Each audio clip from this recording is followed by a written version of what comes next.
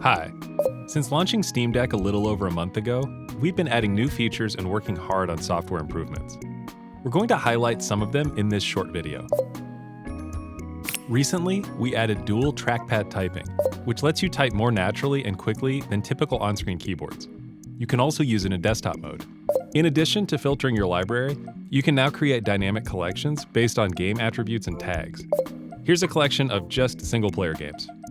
From the home screen activity feed, it's now much easier to navigate directly to a game in your library or a friend's game in the Steam store. Also in the library, we added fast scrolling. Got a ton of games and want to play Quake? You can get there fast.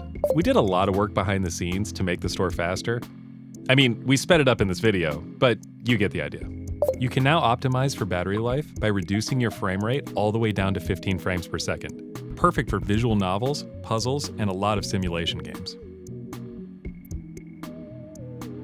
Or you can open up the advanced perf settings, turn on all the stats, uncap your frame rate, and tinker to your heart's content, if you're into that sort of thing. We added progress info while you're formatting a microSD card. Note that it does not go this fast in real life. There are a bunch of keyboard themes now, so you can pretend you're typing in 1985 or the future. We've refactored the download screen to include a bit more info and also made it easier to read. We added a way for any developer to add a note to their deck verified information. It's a good way for a developer to speak directly to you, the customer, about a game's verification status. When you update your Steam Deck to the latest system software, it now comes with change notes that you can read in place. You can now also report a bug directly from the quick access menu. Very handy. Sliders are 12% fancier now with numerical input and output for things like thumbstick settings. This animation's fun. Oh, and when you're done playing a game, you might get asked to answer questions about how the Steam Deck experience was. With AMD's help, we shipped some Windows device drivers, so you can now install Windows 10 and pretty soon Windows 11. Then you can do Windows stuff. Sometimes it makes sense to set joystick dead zones per game, so we added some pretty deep control over those parameters. You can now also calibrate your dead zone globally, and we added a visualization of that for both left and right thumbsticks.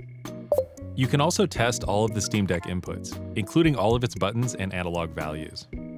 It's now possible to individually control the intensity of haptic feedback on both the left and right trackpads.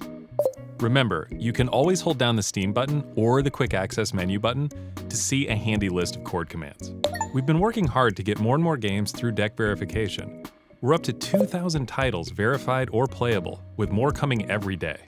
We're continuing to collaborate with our development partners to ensure games that include anti-cheat technology play great on deck.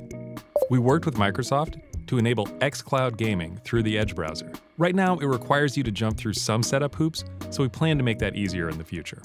For more updates, head to SteamDeck.com and click on the News tab. Thanks for watching. We'll see you next time.